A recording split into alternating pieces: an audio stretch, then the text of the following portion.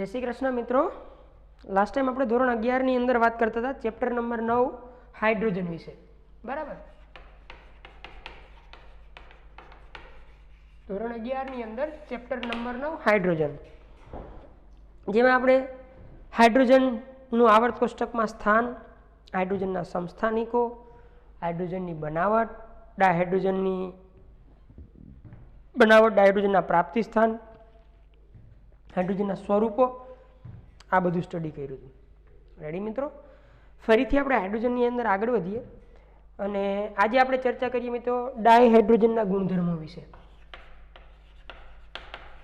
ડાયહાઇડ્રોજનના ગુણધર્મો મતલબ કે ડાયહાઇડ્રોજન કેવા કેવા પ્રકારના ગુણધર્મો ધરાવે.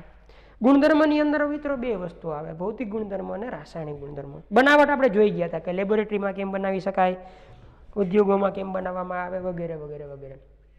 આજે આપણે શરૂ કરીએ ગુણધર્મોથી. ફર્સ્ટ આપણે ચર્ચા કરશું મિત્રો ભૌતિક ગુણધર્મો વિશે.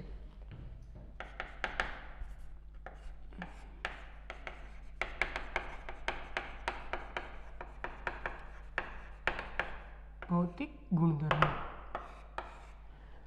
ડાયહાઇડ્રોજન છે એ કેવો દેખાય છે વગેરે વગેરે વગેરે બધું ભૌતિક ગુણધર્મોની અંદર આવે, બરાબર. તો પહેલું તો આપણે એની અંદર એવું લખી શકીએ કે ડાયહાઇડ્રોજન રંગવિહીન, ગંધવિહીન અને સ્વાદવિહીન વાયુ છે. રંગવિહીન, વાસવિહીન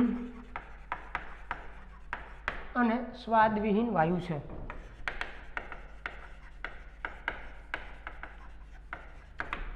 પહેલું પોઈન્ટ આ રંગવિહીન, સ્વાદવિહીન અને વાસવિહીન વાયુ છે, વાયુ પદાર્થ છે ટૂંકમાં, બરાબર.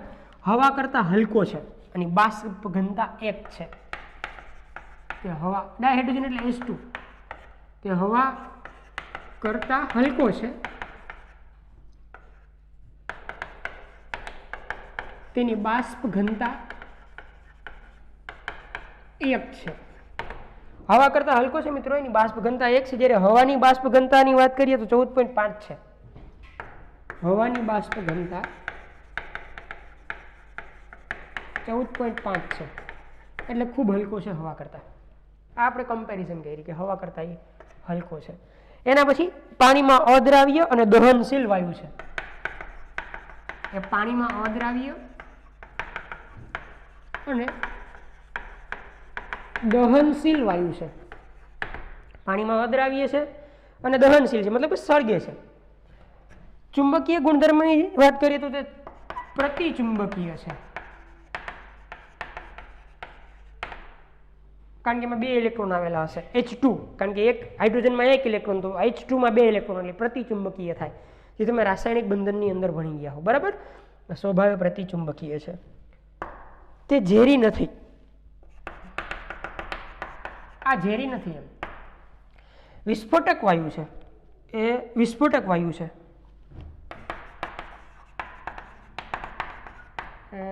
વિસ્ફોટક વાયુ છે, બરાબર. પછી એના રિડક્શન પોટેન્શિયલનું મૂલ્ય આપણે જાણીએ જ છીએ મિત્રો. તેના રિડક્શન પોટેન્શિયલનું મૂલ્ય 0.0 વોલ્ટ છે. આપણે આ રેડોક્સમાં ભણી ગયા કે એને સંદર્ભ લઈને તો બીજા વિદ્યુત ધ્રુવના પોટેન્શિયલ માપવામાં આવ્યા. એટલે હાઇડ્રોજનના રિડક્શન પોટેન્શિયલનું મૂલ્ય 0.0 વોલ્ટ છે. રેડી મિત્રો? એના પછી આપણે આગળ ચર્ચા કરીએ તો મિત્રો આના ગલન બિંદુ અને ઉત્કલન બિંદુ બહુ નીચા છે. ગલન બિંદુ છે મિત્રો એનું કેલ્વિનમાં હું લખું તો 13.95 કેલ્વિન, બહુ નીચું કહેવાય કારણ કે માઇનસમાં જાય. ઉત્કલન બિંદુની વાત કરું તો 20.39 કેલ્વિન, 20.39 કેલ્વિન, બરાબર. એક આ વાત યાદ રાખવાની. અને તેનું ક્રાંતિક તાપમાન એટલે શું, પછી આપણે થર્મોડાયનેમિક્સમાં સમજશું. તેનું ક્રાંતિક તાપમાન ખૂબ જ નીચું હોવાથી પ્રવાહીકરણ બહુ મુશ્કેલ છે. તેનું ક્રાંતિક તાપમાન ખૂબ જ નીચું હોવાથી તેનું પ્રવાહીકરણ મુશ્કેલ છે. પ્રવાહીકરણ તો થશે પણ બહુ મુશ્કેલીથી.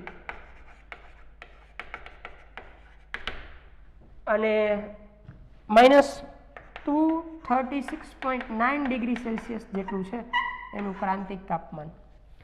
-236.9 ડિગ્રી સેલ્સિયસ મતલબ કે ખૂબ નીચું ક્રાંતિક તાપમાન છે. જેમ મિત્રો ક્રાંતિક તાપમાન નીચું એ મુશ્કેલી પડે વાયુને પ્રવાહીકૃત કરવામાં, એ આપણે પછી આગળ સ્ટડી ડીપમાં કરશું. અત્યારે ખાલી આટલું યાદ રાખવાનું, નીચું ક્રાંતિક તાપમાન હોવાના કારણે પ્રવાહીકરણ બહુ મુશ્કેલ છે. તો આ ભૌતિક ગુણધર્મ થયા, કેવો દેખાય, પ્રતિચુંબકીય, અનુચુંબકીય, દ્રાવ્યતા, આ તે વગેરે વગેરે. તો ડાયહાઇડ્રોજનના ભૌતિક ગુણધર્મો આ પ્રકારના છે મિત્રો. રંગવિહીન, વાસવિહીન, સ્વાદવિહીન વાયુ છે, હવા કરતાં હલકો, બાષ્પઘનતા 1, હવાની બાષ્પઘનતા 14.5 છે. પાણીમાં અદ્રાવ્ય અને દહનશીલ વાયુ છે, સળગે છે ઓક્સિજન સાથે મિત્રો. તે પ્રતિચુંબકીય છે, ઝેરી નથી, બરાબર, વિસ્ફોટક વાયુ છે. H2 ની વાત કરીએ છીએ આપણે અત્યારે, H નહીં ખાલી. રિડક્શન પોટેન્શિયલ મૂલ્ય 0.0 સ્વીકારેલું હોય, ગલન બિંદુ અને ઉત્કલન બિંદુ નીચા છે, ક્રાંતિક તાપમાને નીચું હોવાથી તેમનું પ્રવાહીકરણ મુશ્કેલ છે. રેડી મિત્રો, આગળ વધીએ.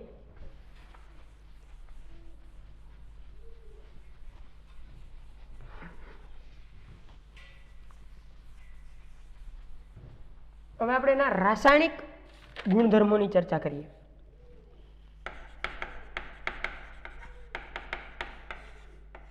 કેવી પ્રક્રિયાઓ આપશે ને ક્યારે આપશે ને એવી બધી વાત.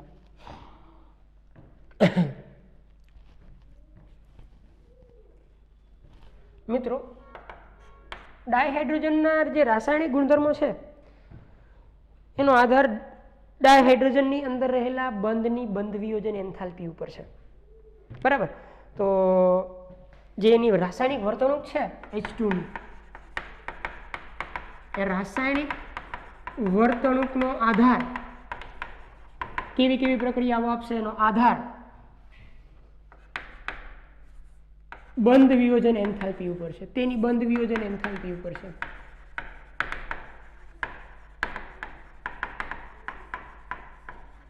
આ જે હાઇડ્રોજન છે H2 એમાં H બંધ હશે. આ બંધને તોડવા માટે કેટલી ઉર્જા આપવી પડે એની ઉપર એનો આધાર હશે, બરાબર. તો એ જે તમારે બંધ વિયોજન એન્થાલ્પી છે અન્ય તત્વ કરતાં આ એકલ બંધને તોડવા તમારે બહુ વધારે ઉર્જા આપવી પડશે. તો અન્ય તત્વની સાપેક્ષે આ હાઇડ્રોજન એકલ બંધ તોડવા, આ બંધ તોડવા મહત્તમ ઉર્જા આપવી પડશે.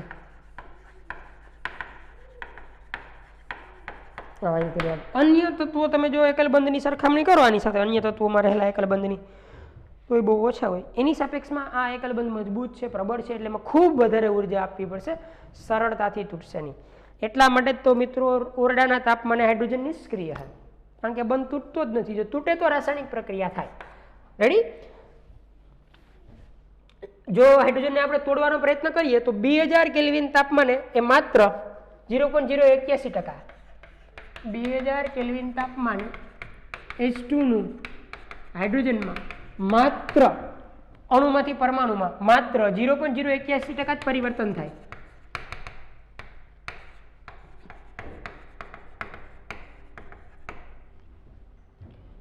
કેલ્વિન તાપમાને હાઇડ્રોજનનું ડાયહાઇડ્રોજનનું હાઇડ્રોજન પરમાણુમાં માત્ર 0.081% જેટલું જ પરિવર્તન થાય, બહુ ઓછું કહેવાય.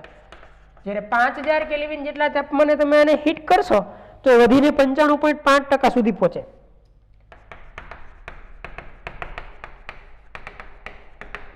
રૂપાંતરણ 95.5% જેટલું થાય.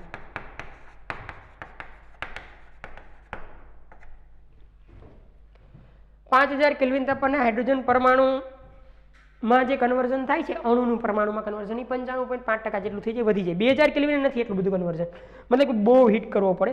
અને ઊંચી હાઇડ્રોજન બંધ એન્થાલ્પીના કારણે જ, ઊંચી હાઇડ્રોજન બંધ વિયોજન એન્થાલ્પીના કારણે જ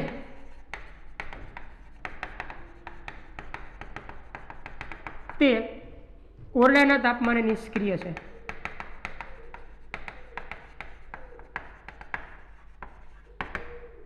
ઓરડાના તાપમાને નિષ્ક્રિય છે.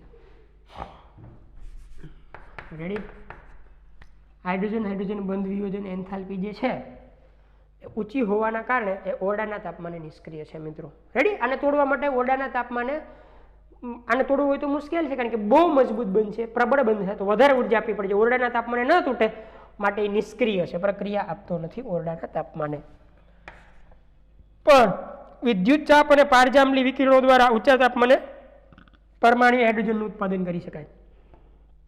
વિદ્યુત ચાપ અને પારજાંબલી વિકિરણો દ્વારા, પારજાંબલી એટલે યુવી લાઇટ, ઊંચા તાપમાને, કારણ કે આનાથી ઊંચું તાપમાન જનરેટ થાય, ઊંચા તાપમાને H2 ને પરમાણ્વીય હાઇડ્રોજન H માં રૂપાંતરિત કરી શકાય, ઉત્પાદન કરી શકાય.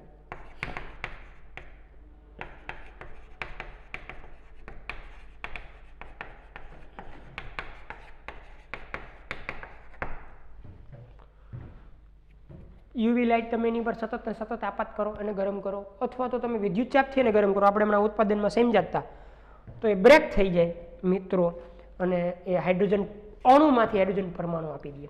રેડી? એટલે કે સક્રિય થાય. આગળ વધી. હવે જો પ્રક્રિયા કરશે તો કેવી કરશે? જો હાઇડ્રોજન પ્રક્રિયા કરશે તો કેવી પ્રક્રિયા કરશે? તો કે હાઇડ્રોજનમાં અપૂર્ણ એવી ઇલેક્ટ્રોન રચના છે પરમાણુમાં,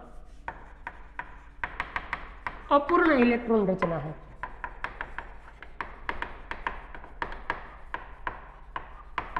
અપૂર્ણ એટલે 1s1. હાઇડ્રોજન પરમાણુની ઇલેક્ટ્રોન રચના 1s1 છે, જે અર્ધપૂર્ણ છે, મતલબ કે અપૂર્ણ છે, એ સ્થાયી નથી. કારણ કે આદર્શ વાયુ જેવી રચના પ્રાપ્ત થાય તો એ સ્થાયી થાય, જે અત્યારે ની આગળ નથી. એટલે એક ઇલેક્ટ્રોન જ છે, એટલે કેટલી પ્રકારે પ્રક્રિયા કરી શકે? તો કે એ જ્યારે તત્વો સાથે જોડાય, એ જ્યારે જોડાય બીજા સાથે, ત્યારે પહેલી પોસિબિલિટી એક ઇલેક્ટ્રોન ગુમાવી અને જોડાય, સંયોજન બનાવે. ત્યારે ગુમાવે તો ઓક્સિડેશન આંક +1 થાય, બરાબર. એક ઇલેક્ટ્રોન મેળવીને જોડાય તો એનો ઓક્સિડેશન આંક -1 થાય, અને એક ઇલેક્ટ્રોનની ભાગીદારી કરીને જોડાય, આમાં ઓક્સિડેશન આંકનો પ્રશ્ન નથી. એ તો પછી ડિપેન્ડ કરે કયા સંયોજન સાથે જોડાયેલો છે.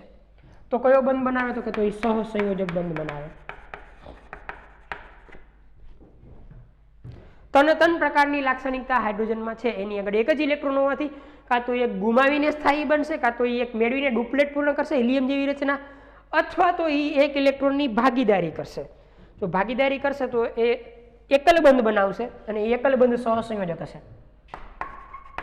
એકલ બંધ જ બનાવે ને, કારણ કે પોતાની આગળ ઇલેક્ટ્રોન જ એક છે, તો એક વખત ભાગીદારી કરી શકે. એ જે એકલ બંધ બનશે એ સહસંયોજક પ્રકારનો હશે. બે એક ઇલેક્ટ્રોનની ભાગીદારી કરશે, એક બીજો અને પરમાણુ, તો સહસંયોજક બંધનું નિર્માણ થશે. બરાબર. તો આપણને ખબર પડી કે હાઇડ્રોજન સામાન્ય તાપમાને, ઓરડાના તાપમાને સક્રિય નથી, કારણ કે એની બંધ વિયોજન એન્થાલ્પી ખૂબ વધારે. 2000 કેલ્વિન જેટલા ઊંચા તાપમાને તમે હિટ કરો તોય માત્ર 0.08 જેટલો જ તૂટે. 5000 કેલ્વિન જેટલા ઊંચા તાપમાને હિટ કરીએ ત્યારે 95.5 જેટલું વિભાજન થાય. કાં તો તમારે વિદ્યુત ચાપથી ગરમ કરવું પડે, અથવા તો પારજાંબલી કિરણો આપીને ઊંચા તાપમાને હિટ કરવું પડે, ત્યારે કન્વર્ઝન પોસિબલ. એટલે સરળતાથી પ્રક્રિયા આપશે નહીં, કારણ એની ઊંચી બંધ વિયોજન એન્થાલ્પી છે. અપૂર્ણ ઇલેક્ટ્રોન રચના હોવાના કારણે શું કરશે? તો કે ત્રણ પ્રકારે જોડાઈ શકશે. કાં તો એક ઇલેક્ટ્રોન ગુમાવીને જોડાય બીજા સાથે, કાં તો એક ઇલેક્ટ્રોન મેળવીને, કાં એક ઇલેક્ટ્રોનની ભાગીદારી કરીને. ગુમાવે તો એનો ઓક્સિડેશન આંક +1, મેળવે તો -1. સહસંયોજકમાં ડિપેન્ડ કરે કે એની સાથે કયું તત્વ જોડાય છે. એક ઇલેક્ટ્રોનની ભાગીદારી કરીને એકલ બંધ બનાવશે, જે એકલ બંધ સહસંયોજક હશે. હવે આપણે જોઈએ કે કેવી પ્રક્રિયાઓ આપશે. એને કહેવાય હાઇડ્રોજનનું રસાયણ વિજ્ઞાન.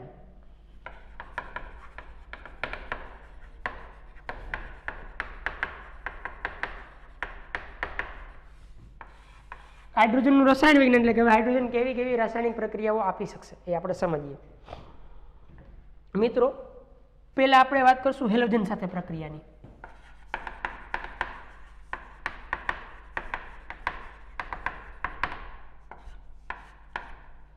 કે ડાયહાઇડ્રોજન છે હેલોજન સાથે પ્રક્રિયા કરીને શું આપશે?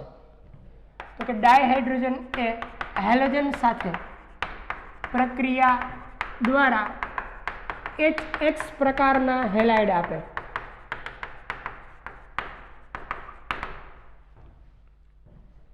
બરાબર. હાઇડ્રોજન ગેસ છે ને ઊંચા તાપમાને હીટ કરો હેલોજન ગેસ સાથે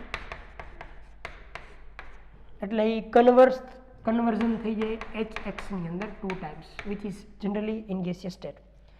અહીંયા X બરાબર તમે કોઈ પણ યુઝ કરી શકો FCl-BrI. હવે આમાંથી કોઈ આપણને એવો પ્રશ્ન પૂછી લે કે કોણ વધારે ઝડપથી હાઇડ્રોજન સાથે જોડાય, તો હેલોજનની હાઇડ્રોજન સાથેની પ્રતિક્રિયાત્મકતા કે પ્રક્રિયાત્મકતા સક્રિયતા જે કાંઈ લખો એ આવી રીતના હોય. સૌથી વધારે ઝડપથી ફ્લોરિન જોડાય, પછી ક્લોરિન, પછી બ્રોમિન અને પછી આયોડિન. સૌથી વધારે ઝડપથી કોણ જોડાઈ જાય હાઇડ્રોજન સાથે? ફ્લોરિન, પછી ક્લોરિન, પછી બ્રોમિન, પછી આયોડિન. મિત્રો ફ્લોરિનની પ્રક્રિયા એટલી બધી ઝડપી છે કે અંધારામાં પણ થઈ શકે. ફ્લોરિન એ H2 સાથે અંધારામાં પણ જોડાઈ શકે.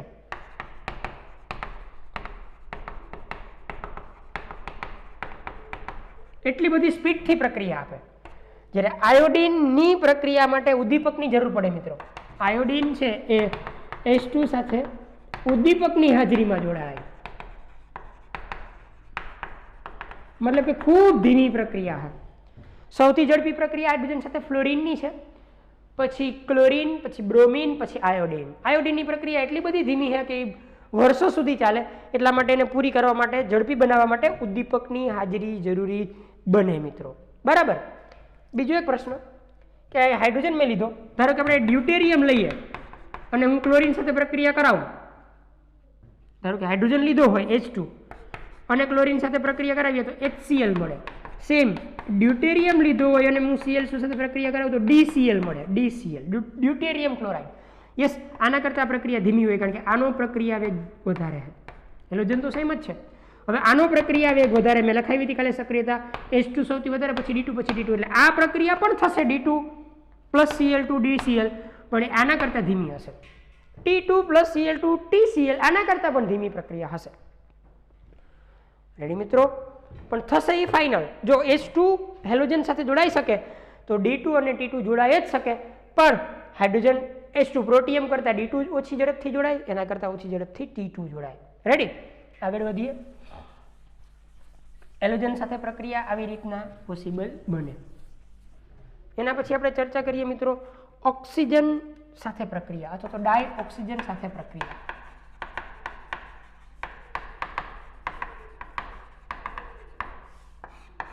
ડાય ઓક્સિજન સાથે પ્રક્રિયા. બરાબર. ડાયહાઇડ્રોજન એ ડાય ઓક્સિજન સાથે પ્રક્રિયા કરીને પાણી બનાવે. H2O 2 4 H2 gas, O2 gas, 2H2O liquid. આ પ્રક્રિયા ખૂબ જ ઉષ્માક્ષેપક હોય.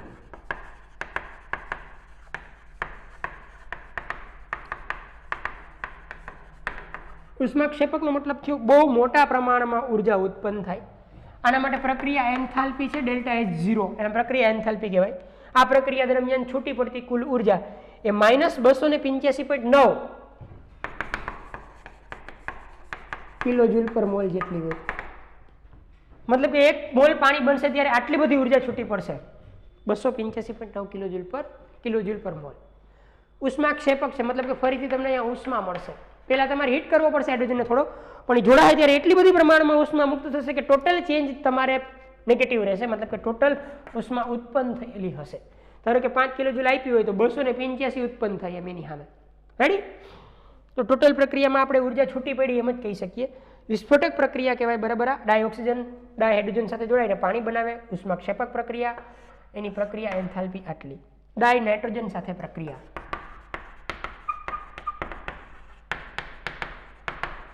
ડાય નાઇટ્રોજન સાથે પ્રક્રિયા. મિત્રો ડાયહાઇડ્રોજન છે, ડાય નાઇટ્રોજન સાથે ચોક્કસ પરિસ્થિતિમાં આ પ્રતિવર્તી પ્રક્રિયા છે. 673 કેલ્વિન તાપમાને, 212 દબાણે અને Fe ઉદ્દીપકની હાજરીમાં. કોની હાજરીમાં? Fe ઉદ્દીપકની હાજરીમાં NH3 બનાવે, એમોનિયા ગેસ.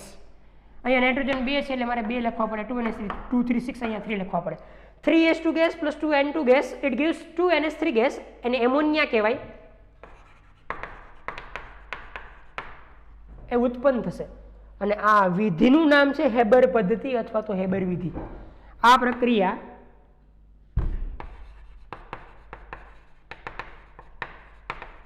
હેબર પદ્ધતિ અથવા હેબર વિધિ થી ઓળખાય. અને હેબર પદ્ધતિ એ કહેવાય ને હેબર વિધિ એ કહેવાય. N2 પ્લસ H2 મતલબ 3H2 plus N2 it gives 2NH3. આ જે પ્રક્રિયા છે એનું નામ થાય હેબર વિધિ. શું નામ થાય આનું? હેબર વિધિ. બરાબર?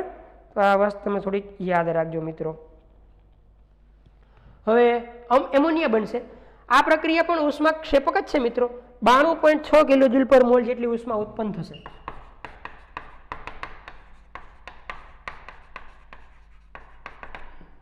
આ પ્રક્રિયા પણ ઉષ્માક્ષેપક જ છે. મતલબ કે 1 મોલ એમોનિયા બનશે ત્યારે આટલી ઉષ્મા છૂટી પડશે. અહીંયા પ્લસ ઉષ્મા પણ મળતી જોઈએ આપણને, જેનું મૂલ્ય આટલું છે. માઇનસ આવે એટલે ઉષ્માક્ષેપક જ હોય, છૂટી પડે ઉર્જા.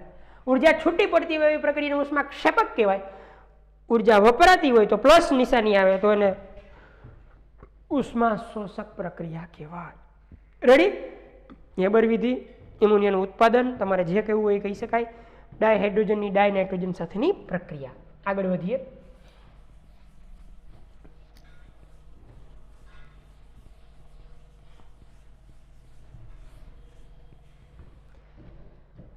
ધાતુ સાથે પ્રક્રિયા.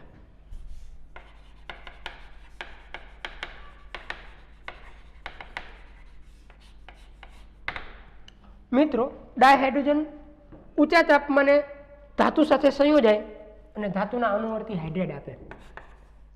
ડાયહાઇડ્રોજન એ ઊંચા તાપમાને ધાતુ સાથે જોડાય, ધાતુના અનુવર્તી હાઇડ્રાઇડ આપે. અનુવર્તી એટલે જેવી ધાતુ હોય એવો હાઇડ્રાઇડ મળે. બરાબર? જેમ કે આલ્કલી ધાતુ હોય, અહીંયા એની હાઇડ્રોજન ગેસ સાથે પ્રક્રિયા કરીએ તો MH પ્રકારનો હાઇડ્રાઇડ બને. પછી 2 આવે ને અહીંયા 2. અહીંયા હું કહીશ કે M બરાબર આલ્કલી ધાતુ તત્વ. સેમ વસ્તુ, ધારો કે આલ્કલાઇન હોય તો MH2 બને, કારણ કે અહીંયા +1 હશે તો આ +2 હશે, અહીં આ -1 હશે, આ -1 હશે. ધાતુ સાથે હાઇડ્રોજન -1 માં હોય, મેં તમને ભણાવ્યું હતું. અહીંયા M બરાબર આલ્કલી નહીં પણ આલ્કલાઇન અર્થ ધાતુ તત્વ હશે અને અનુવર્તી કહેવાય. જેવો ધાતુનો ઓક્સિડેશન આંક હશે એ મુજબ એની સાથે હાઇડ્રાઇડ એટલે કે હાઇડ્રોજન જોડાશે. રેડી?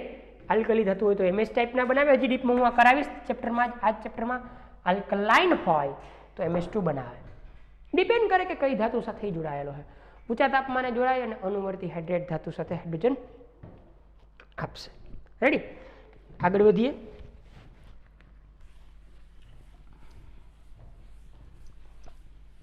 મિત્રો, ધાતુ આયન અને ધાતુ ઓક્સાઇડ સાથે પ્રક્રિયા.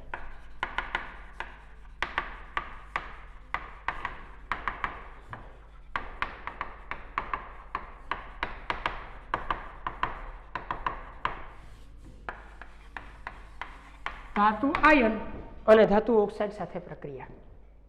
ધાતુ આયન અને ધાતુ ઓક્સાઇડ સાથે પ્રક્રિયા. આમાં શું હશે મિત્રો?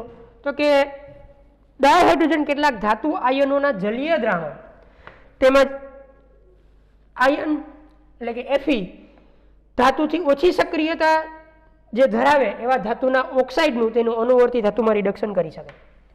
ડાયહાઇડ્રોજન એ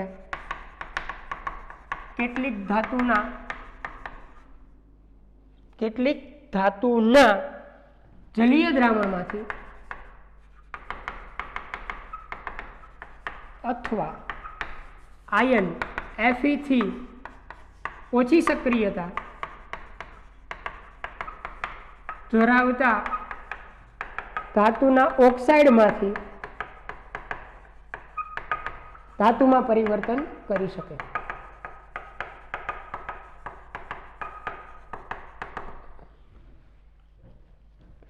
જેમ કે મારી આગળ પેલેડિયમ +2 હોય જલીય દ્રાવણમાં, એની હું ડાયહાઇડ્રોજન ગેસ સાથે પ્રક્રિયા કરું, કોની સાથે?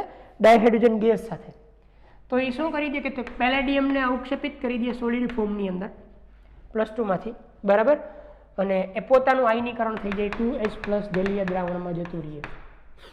એટલે શું કરી નાખ્યું તો કે આનું રિડક્શન કરી નાખ્યું. તો પેલેડિયમ કરતાં હાઇડ્રોજનનો રિડક્શન પોટેન્શિયલ વધારે હોય, જેનો રિડક્શન પોટેન્શિયલ હાઇડ્રોજન કરતાં ઓછો હોય એવી ધાતુના જલીય દ્રાવણમાંથી એનો જે આયન હોય એને ધાતુના સ્વરૂપમાં એને અવક્ષેપિત કરી શકે. હાઇડ્રોજનનો રિડક્શન પોટેન્શિયલ વધારે હોવો જોઈએ આ ધાતુ આયન કરતાં, તો આ પરિવર્તન શક્ય બને. પછી ઓક્સાઇડ આપ્યો છે MXOY ટાઈપનો. હું હાઇડ્રોજન ગેસ લઉં એની રિડક્શનની માટે, બરાબર, તો શું થાય તો કે બને શું તો કે M સોલિડ બની જાય, મેટલ સોલિડ બની જાય. અહીંયા પ્લસ ઓક્સિડેશન અંક વાળો હોય છે, X ટાઈમ મળશે. અને બીજું શું બને તો કે H2O લિક્વિડ, H2O લિક્વિડ, બરાબર. આ કેટલી ટાઈમ યુઝ થયો અહીંયા તો કે Y વખત છે, અહીંયા મારે Y ટાઈમ લેવો પડે, બરાબર. એક આ પ્રક્રિયા છે. અને આમાં એવા જ ઓક્સાઇડ યુઝ કરી શકાય કે જેની સક્રિયતા Fe આયનના ઓક્સાઇડથી ઓછી હોય, Fe થી ઓછી થાય. Fe થી ઓછી સક્રિયતા ધરાવતી ધાતુના ઓક્સાઇડનું ધાતુમાં પરિવર્તન હાઇડ્રોજન કરી શકે. Fe થી ઓછી સક્રિયતા ધરાવતા ધાતુના ઓક્સાઇડમાંથી ધાતુમાં પરિવર્તન કરવા માટે હાઇડ્રોજન કામનો છે. આ ધાતુ Fe થી ઓછી સક્રિય હોવી જોઈએ, જે આપણે કોની ઉપરથી ડિસાઇડ કરી શકીએ? સક્રિયતા શ્રેણી ઉપરથી ડિસાઇડ કરી શકીએ. ધાતુની સક્રિયતા શ્રેણી અથવા તો વિદ્યુત ધ્રુવ પોટેન્શિયલ ઉપરથી મેળવેલી EMF શ્રેણી, એના ઉપરથી આ નક્કી કરી શકાય. રેડી મિત્રો, આગળ વધીએ.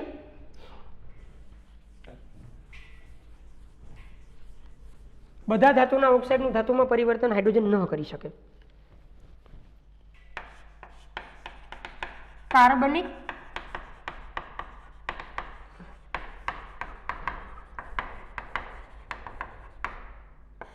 સંયોજનો સાથે પ્રક્રિયા,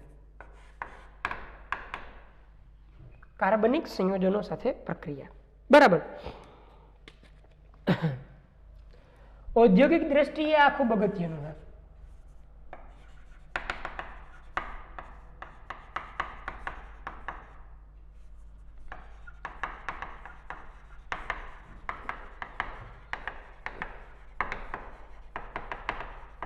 ઔદ્યોગિક દ્રષ્ટિએ આપણે વિચારીએ તો કાર્બનિક સંયોજનો સાથે હાઇડ્રોજનની પ્રક્રિયા અગત્યની, કારણ કે કિંમતી કોસ્ટલી એવા ડાયહાઇડ્રોજનનું નિર્માણ કરે, કિંમતી અને કોસ્ટલી એવા સંયોજનોનું નિર્માણ કરે, બરાબર. એમાં પહેલું આપણને આપ્યું છે વનસ્પતિ તેલમાંથી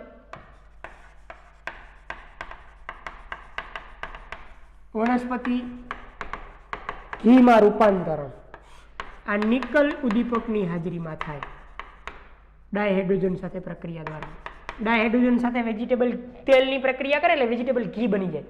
વનસ્પતિ તેલની ડાયહાઇડ્રોજન સાથેની પ્રક્રિયા વનસ્પતિ ઘી આપે. નિકલ ઉદ્દીપક વાપરવામાં આવે, જનરલી એને રેની નિકલ કહેવાય. રેની નિકલ એટલે શું હું આગળ ડીપમાં કહીશ પછી નેક્સ્ટ ચેપ્ટરની અંદર. વનસ્પતિ તેલ ડાયહાઇડ્રોજન સાથે પ્રક્રિયા દ્વારા રેની નિકલની હાજરીમાં શું આપશે? વનસ્પતિ ઘી. અને બીજું ઓલિફિન છે.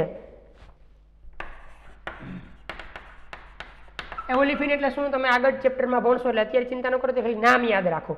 ઓલિફિનનું હાઇડ્રોફોર્મિલીકરણ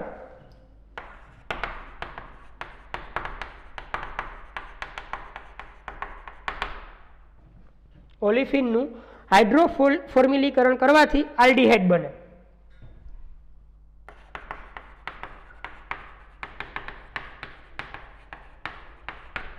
અને એ આલ્ડીહાઇડ છે મિત્રો, રિડક્શન થી છેલ્લે આલ્કોહોલ આપે.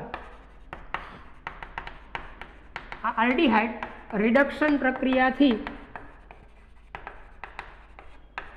અંતે આલ્કોહોલ આપે. મતલબ કે પહેલા તમારી જે ઓલિફિન હોય એનું હાઇડ્રોફોર્મિલીકરણ કરો. હાઇડ્રોફોર્મિલીકરણ એટલે હું સમજાવું. RCH ડબલ બોન્ડ CH1 ઓલિફિન કહેવાય, આલ્કિન છે. એનું હાઇડ્રોફોર્મિલીકરણ એટલે કે હાઇડ્રોજન અને કાર્બન મોનોક્સાઇડ સાથે પ્રક્રિયા, અને હાઇડ્રો કહેવાય, એનું ફોર્મિલીકરણ ફોર્માઇલ કહેવાય. આ હાઇડ્રો સમૂહ કહેવાય, આ ફોર્માઇલ સમૂહ કહેવાય. જ્યારે દાખલ થાય ત્યારે બે દાખલ થશે એકારે, એનું હાઇડ્રોફોર્મિલીકરણ થશે અને તમને અંતે જે નિપજ મળશે પહેલા આલ્ડીહાઇડ મળશે અને આલ્ડીહાઇડથી અંતે તમને આપી દેશે RCH2CH2 આ આલ્ડીહાઇડ મળ્યો અને આ જ આલ્ડીહાઇડ અંતે રિડક્શન પામીને શું આપી દેશે તમને આલ્કોહોલ જેમ કે આ આલ્ડીહાઇડ છે RCH2CH2CHO આ ડાયહાઇડ્રોજનથી ફરીથી રિડક્શન પામશે અને એનું કન્વર્ઝન થઈ જશે RCH2CH2OH એક કાર્બન વધી ગયો આ કાર્બનનું કન્વર્ઝન CH2OH માં થઈ ગયું મિત્રો બરાબર અને ઓલિફિનમાંથી શું બનાવ્યું કહેવાય તમારા મિત્રો તો કે આલ્ડીહાઇડ પહેલા અને આલ્ડીહાઇડમાંથી પછી તમે કન્વર્ઝન કરી નાખો આલ્કોહોલની અંદર આ ઓલિફિન કહેવાય દ્વિબંધવાળી એક રચનાનું હાઇડ્રોફોર્મિલીકરણ એટલે કે હાઇડ્રોજન અને ફોર્માલ કાર્બન મોનોક્સાઇડ બેમાં દાખલ કરો એટલે પહેલા આલ્ડીહાઇડ બને ડીપમાં તમે આગળ ભણશો હવે જે આલ્ડીહાઇડ બન્યો એ ફરીથી હાઇડ્રોજન સાથે જોડાય રિડક્શન પામી અને શું આપશે આલ્કોહોલ રેડી હવે બધા ઇન્ડસ્ટ્રીયલી આ ઉપયોગી એવા પ્રોડક્ટ્સ છે નિપજો છે જે આપણને કિંમતી છે આગળ ઉપયોગી બનશે રેડી મિત્રો હજી 2-4 પ્રક્રિયા હું તમને લખાવું કાર્બનિક સંયોજનો સાથે ધારો કે મારી આગળ આલ્કિન હોય alkyne CH2 double bond CH2 અને આલ્કિન કહેવાય એનું નામ થાય ઇથિન એનું ડાયહાઇડ્રોજન દ્વારા રિડક્શન થઈ જાય અને અહીં આપે ઇથેન આ બોન્ડ તૂટી ગયો બંધ તૂટી ગયો બે જગ્યાએ એક હાઇડ્રોજન લાગી ગયો સેમ વસ્તુ ધારો કે આપણી આગળ આલ્કાઇન હોય CH ટ્રિપલ બોન્ડ CH અને આલ્કાઇન કહેવાય ઇથિન નું નામ ઇથાઇન થાય આમાં બે હાઇડ્રોજન મોલેક્યુલ દાખલ થાય બે ડબલ બોન્ડ તૂટી જાય અને મળે આપણને અંતે CH3 ઇથેન પહેલા શું થયું હોય તો કે આમ થયું હોય CH ટ્રિપલ બોન્ડ CH છે પહેલા એક હાઇડ્રોજન દાખલ થાય એટલે CH2 ડબલ બોન્ડ CH2 બની જાય એક બોન્ડ તૂટે બે જગ્યાએ એક હાઇડ્રોજન આવી જાય ફરીથી આની પ્રક્રિયા હાઇડ્રોજન સાથે થાય એટલે બીજો બંધ તૂટી જાય અને મળે અંતે CH3 ઇથેન અને અસંતૃપ્ત હાઇડ્રોકાર્બન કહેવાય અસંતૃપ્ત હાઇડ્રોકાર્બન એનું હાઇડ્રોજન દ્વારા રિડક્શન થઈને તમને છેલ્લે સંતૃપ્ત હાઇડ્રોકાર્બન મળે જે તમે આગળ ડીપમાં ભણશો અસંતૃપ્ત હાઇડ્રોકાર્બનમાંથી સંતૃપ્ત હાઇડ્રોકાર્બન બનાવી શકાય બીજું છે સલ્ફર સાથે પ્રક્રિયા જે નથી આગળ ટેક્સ્ટબુકમાં અહીં હું તમને લખાવી દઉં સલ્ફર સાથે પ્રક્રિયા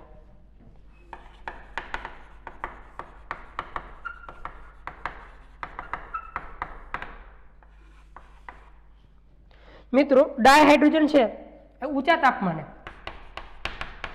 સલ્ફર સાથે જોડાય લગભગ ટેમ્પરેચર હોય 425 ડિગ્રી સેલ્સિયસ અને આપે H2S વાયુ આને કહેવાય હાઇડ્રોજન સલ્ફાઇડ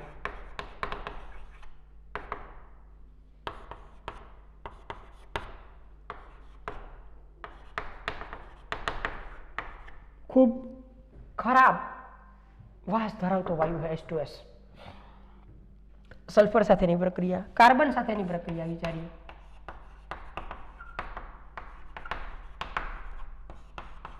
મિત્રો ડાયહાઇડ્રોજન લઈ એને કાર્બન સાથે હીટ કરીએ તો સોલિડ છે આ ગેસ છે ઊંચા તાપમાને લગભગ 2500 ડિગ્રી સેલ્સિયસ વિદ્યુત ચાપ આપીને ગરમ કરીએ શોર્ટ ઇલેક્ટ્રિકલ ઝટકો આપીએ તો એ C2H2 બનાવે C2H2 એટલે શું CH ટ્રિપલ બોન્ડ CH એને ઇથાઇન કહેવાય ઇથાઇન તો આ રીતે આપણને હાઇડ્રોજન ઉપયોગી બને કાર્બનમાંથી ઇથાઇન બનાવવા માટે તો હાઇડ્રોજનનું રસાયણ વિજ્ઞાન હતું હાઇડ્રોજન કેવી કેવી પ્રક્રિયાઓ આપે ઓક્સિજન સાથે હેલોજન સાથે ધાતુ સાથે આની સાથે તેની સાથે બરાબર કયા જલીય દ્રાવણમાંથી ધાતુને ઉક્ષેપિત કરી શકે કયા ધાતુના ઓક્સાઇડમાંથી જો હાઇડ્રોજનનું રિડક્શન પોટેન્શિયલ ધાતુના આયન કરતાં વધારે હોય ધાતુ કરતાં વધારે હોય તો જ એના ધાતુ આયનમાંથી ધાતુમાં વિસ્થાપન કરી શકે સેમ વસ્તુ Fe થી ઓછી સક્રિયતા ધરાવતા ધાતુના ઓક્સાઇડમાંથી ધાતુમાં કન્વર્ઝન કરવા માટે હાઇડ્રોજન ઉપયોગી છે રેડી મિત્રો આગળ વધીએ વાત કરીએ ડાયહાઇડ્રોજનના ઉપયોગો વિશે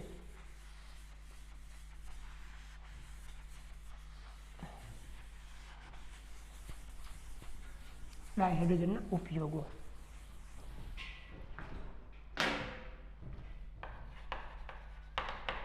ડાયહાઇડ્રોજન કેવી કેવી રીતના આપણને ઉપયોગી બની શકે એના વિશે આપણે થોડીક ચર્ચા કરીએ બરાબર પેલું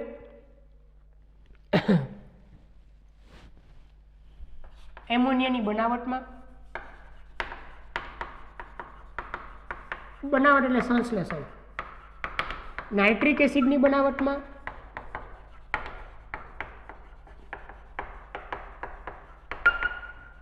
અને નાઇટ્રોજન યુક્ત ખાતરોની બનાવટમાં.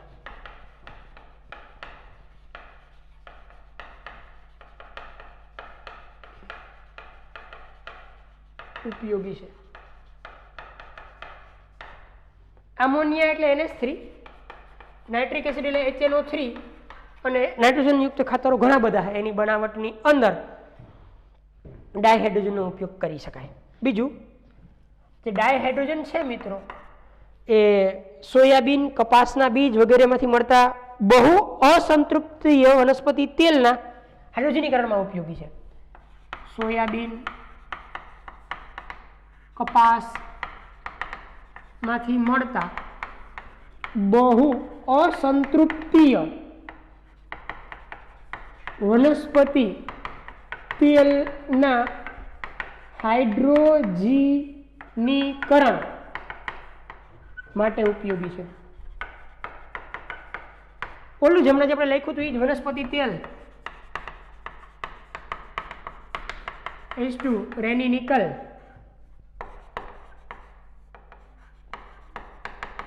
વનસ્પતિ ઘી. આ પ્રક્રિયાને હાઇડ્રોજનીકરણ પ્રક્રિયા કહેવાય, જેમાં હાઇડ્રોજન દાખલ થાય છે. જે પ્રક્રિયામાં હાઇડ્રોજન દાખલ થતું હોય એને હાઇડ્રોજનીકરણ પ્રક્રિયા કહેવાય. હાઇડ્રોજનેશન. હાઇડ્રોજનીકરણ પ્રક્રિયા દ્વારા વનસ્પતિ તેલમાંથી વનસ્પતિ ઘી બનશે. આ બહુ સંતૃપ્તિય હોય, સોરી બહુ અસંતૃપ્તિ એટલે કે મોટી સંખ્યામાં અસંતૃપ્તતા હોય, અસંતૃપ્તતા વધારે હોય. અસંતૃપ્તતા એટલે દ્વિબંધ અને ત્રિબંધ જે કાંઈ હોય, અથવા દ્વિબંધ અથવા ત્રિબંધ એની સંખ્યા. જો દ્વિબંધ કે ત્રિબંધ કોઈ પણ સંયોજનમાં આવેલો તેને અસંતૃપ્ત સંયોજન કહેવાય. આ વનસ્પતિ તેલ જે છે સોયાબીનમાંથી કે કપાસમાંથી મળી અસંતૃપ્ત અવસ્થામાં હોય એને સંતૃપ્ત અવસ્થામાં ફેરવવા એટલે કે ઘી બનાવવા, હાઇડ્રોજનીકરણ કરવા માટે હાઇડ્રોજન ઉપયોગી છે મિત્રો, જે આપણે સ્ટડી કરી ગયા. બરાબર. પછી કાર્બનિક સંયોજન જેમ કે મુખ્યત્વે મિથેનોલના ઉત્પાદનમાં, કાર્બનિક સંયોજન મુખ્યત્વે મિથેનોલના ઉત્પાદનમાં ઉપયોગી છે. પ્રક્રિયા લખીએ. CO gas plus 2H2 gas, carbon monoxide plus 2H2 gas અને જળવાયુ કહેવાય. કોબાલ્ટ ઉદ્દીપકની હાજરીમાં, કોબાલ્ટ ઉદ્દીપક છે કોબાલ્ટ, આ કોબાલ્ટ CO O સ્મોલ, અહીંયા O કેપિટલ, આ કાર્બન મોનોક્સાઇડ છે કોબાલ્ટ છે, એની હાજરીમાં જોડાઈને CH3OH આપશે લિક્વિડ, અને મિથેનોલ કહેવાય. આલ્કોહોલ છે, આ સ્પિરિટની અંદર યુઝ થાય, કિંમતી છે. કોબાલ્ટ ઉદ્દીપકની હાજરીની અંદર આવું કન્વર્ઝન પોસિબલ બને. રેડી મિત્રો? એક આ વાત યાદ રાખજો કે કાર્બનિક સંયોજનો ઘણા બધા બનાવી શકે એના મદદથી, પણ એક અગત્યનું કાર્બનિક સંયોજન જે બને અત્યારે એ કયું છે? મિથેનોલ. રેડી? આગળ વધીએ.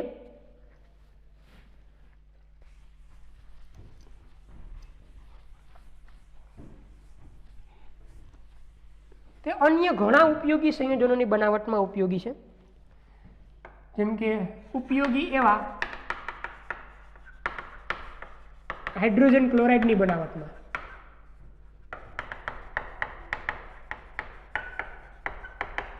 હાઇડ્રોજન ક્લોરાઇડ એટલે HCl ગેસ, એની બનાવટમાં ઉપયોગી છે. ઉપરાંત બહોળા પ્રમાણમાં એનો ઉપયોગ ધાતુના હાઇડ્રેટ બનાવવા થાય. ધાતુના હાઇડ્રાઇડ બનાવવા આ જેટલી પ્રક્રિયાઓ લખી એ ઉપયોગમાં છે, માટે તેનો બહોળા પ્રમાણમાં ઉપયોગ થાય.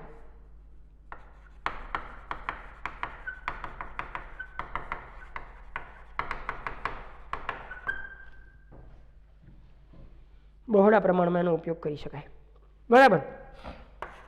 પછી હમણાં જ આપણે વાત કરી ધાતુ કર્મ વિધિઓમાં ભારે ધાતુના ઓક્સાઇડનું ધાતુમાં રિડક્શન કરવા. ધાતુ કર્મ વિધિમાં ભારે ધાતુના ઓક્સાઇડનું ધાતુમાં પરિવર્તન કરવા, રિડક્શન કરવા.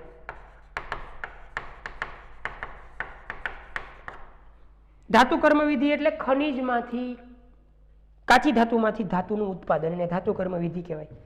બોક્સાઇટમાંથી શુદ્ધ એલ્યુમિનિયમ મેળવવાની જે આખી પ્રોસેસ છે, વિધિ છે, એને ધાતુ કર્મ વિધિ કહેવાય. તો એમાં ભારે ધાતુના ઓક્સાઇડનું ધાતુમાં રિડક્શન કરવા, કન્વર્ઝન કરવા માટે હાઇડ્રોજન ઉપયોગી છે. બરાબર.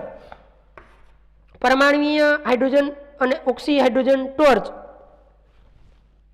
પરમાણ્વીય હાઇડ્રોજન જે છે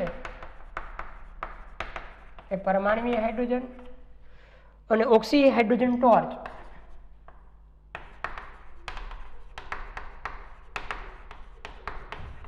ટોર્ચ એટલે જ્યોત. પરમાણ્વીય હાઇડ્રોજન છે, ઓક્સી હાઇડ્રોજન જ્યોત છે. બરાબર. કાપવા અને વેલ્ડિંગના કામમાં વપરાય એના માટે ઉપયોગી છે.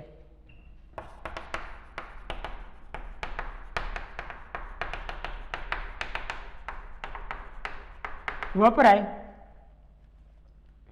તેના માટે ઉપયોગી છે.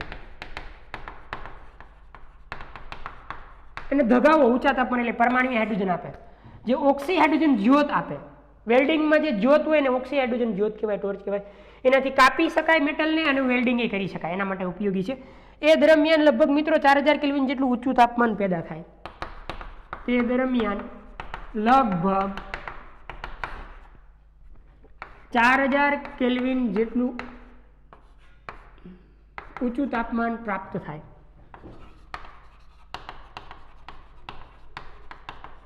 પેદા થાય. રેડી. અવકાશીય સંશોધન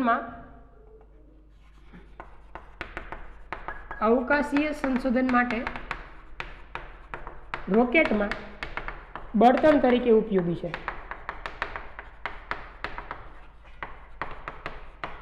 રોકેટમાં તેનો ઉપયોગ અત્યારથી બળતણ તરીકે થવા જ માંડ્યો હોય.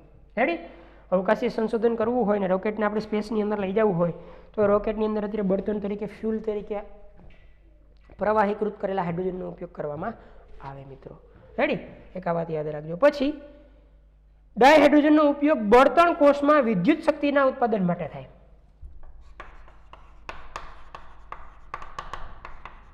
બળતણ કોષમાં વિદ્યુત ઉર્જાના ઉત્પાદન માટે થાય. આ બળતણ કોષ એટલે શું? એ તમે વિદ્યુત રસાયણ ચેપ્ટરની અંદર 12મા ધોરણમાં ડીપમાં ભણશો. એ એક આખી રચના છે. બળતણ કોષમાં હાઇડ્રોજન ઉપયોગ કરીને તમે મોટા પ્રમાણમાં વિદ્યુત ઉર્જાનું નિર્માણ કરી શકો. રેડી મિત્રો? એ યાદ રાખવાના મુદ્દાઓ છે. ઉપરાંત અશ્મિગત બળતણ કે વિદ્યુત શક્તિની સરખામણીમાં ડાયહાઇડ્રોજનમાંથી જે ઉર્જા મળે એ ખૂબ વધારે પ્રમાણમાં હોય અને પ્રદૂષણ ફેલાવતું નથી. બરાબર. એક યાદ રાખજો. તમે અશ્મિગત બળતણ અથવા તો તમે યુઝ કરો વિદ્યુત ટૂંકમાં બીજો કંઈ પણ બળતણ, અશ્મિગત બળતણ એટલે લાકડું અને કોલસોના અંતે, એની સાપેક્ષમાં તમને હાઇડ્રોજન ખૂબ વધારે ઉર્જા આપે. આ ખૂબ જ વધારે ઉર્જા આપે. પ્લસ પોઈન્ટ બીજો એનો કે પ્રદૂષણ ફેલાવતો નથી. અત્યારે બળતણ તરીકે હાઇડ્રોજનનો ઉપયોગ કરવા માટેના સંશોધનો બહુ વધારે ચાલુ છે. એનું કારણ આ કે અશ્મિગત બળતણનું તમે દહન કરો, હાઇડ્રોકાર્બનનું કે બળતણનું કે કોલસાનું, તો બે વસ્તુ થાય. એક તેમાંથી ઓછી ઉર્જા મળે પ્રમાણમાં, પ્લસ પ્રદૂષણ ફેલાય, ધુમાડો થાય. જ્યારે હાઇડ્રોજનનું દહન કરવામાં આવે બળતણ તરીકે તો પ્રદૂષણ નથી થતું, બહુ અલ્પ માત્રામાં થાય અને ખૂબ વધારે માત્રામાં ઉર્જાનું ઉત્પાદન કરી શકાય. માટે એ ઇકોનોમિકલી એટલે કે પૈસાની રીતે, વ્યવહારિક રીતે પણ એ વધારે સસ્તું પડે. એટલે હાઇડ્રોજનનો ઉપયોગ આગળના ભવિષ્યમાં ખૂબ વધારે પ્રમાણમાં થશે, એમાં કોઈ શંકાને સ્થાન નથી. ટેકનિકો ડેવલપ થાય છે જે અત્યારે કે જેમ અવકાશીય સંશોધન માટે જે રોકેટ જેટ પ્લેન વપરાય છે એમાં જેમ પ્રવાહીકૃત હાઇડ્રોજનનો ઉપયોગ થાય એવી જ રીતના મોટરસાઇકલોની અંદર, ટુ વ્હીલરોની અંદર, ફોર વ્હીલરોની અંદર, ટ્રક બસની અંદર કેવી રીતના હાઇડ્રોજનનો બળતણ તરીકે ઉપયોગ કરી શકાય એ ટેકનિકો ડેવલપ થાય છે. ડેવલપ થઈ જશે એટલે આપણને પ્રમાણમાં સસ્તું એવું હાઇડ્રોજન બળતણ તરીકે મળશે, જે અશ્મિગત બળતણ કરતાં, હાઇડ્રોકાર્બન કરતાં, પેટ્રોલ ડીઝલ કરતાં, કોલસા કરતાં, લાકડા કરતાં ખૂબ સસ્તું પડશે અને બહુ વધારે પ્રમાણમાં ઉર્જા આપશે, પ્લસ પ્રદૂષણ પણ ઓછું ફેલાવશે. બરાબર. તો બહુ સંશોધનો ચાલુ છે અત્યારે રિસેન્ટની અંદર કે હાઇડ્રોજનનો ઉપયોગ કરી અને કેવી રીતના ઉર્જા મેળવી શકાય વધારેમાં વધારે. નજીકના જ ભવિષ્યમાં એ આપણા રોજિંદા જીવનમાં બળતણ તરીકે પણ વપરાતો થઈ જશે મિત્રો, આવી આપણને આશા છે. વૈજ્ઞાનિકોને પણ આશા છે જ. તો આ વાત આજે આપણે કરી હાઇડ્રોજનના ગુણધર્મોની. પહેલાં આપણે ભૌતિક ગુણધર્મોની ચર્ચા કરી, કેવો દેખાય આ તે. પછી રાસાયણિક ગુણધર્મો, એક તો એ નિષ્ક્રિય ઓરડાના તાપમાને, ઊંચા તાપમાને સક્રિય બને, કારણ બંધ વિયોજન એન્થાલ્પી બહુ ઊંચી છે હાઇડ્રોજનને તોડવા માટેની. પછી આપણે એની રાસાયણિક પ્રક્રિયાઓ જોઈએ કે કોની સાથે કેવી પ્રક્રિયા આપે, શું કરે, કયું સંયોજન ઉત્પન્ન કરે. પછી આપણે એના ઉપયોગો વિશે ચર્ચા કરી, જે જનરલી પ્રક્રિયામાં આવી જ ગયા કે આ જગ્યાએ એનો ઉપયોગ કરી શકાય. તો મિત્રો ખૂબ સરળ અને આસાન ચેપ્ટર છે, વાંચતા રહેજો, પ્રેક્ટિસ કરતા રહેજો. આજના માટે આટલું, વધારે નેક્સ્ટ ટાઈમ.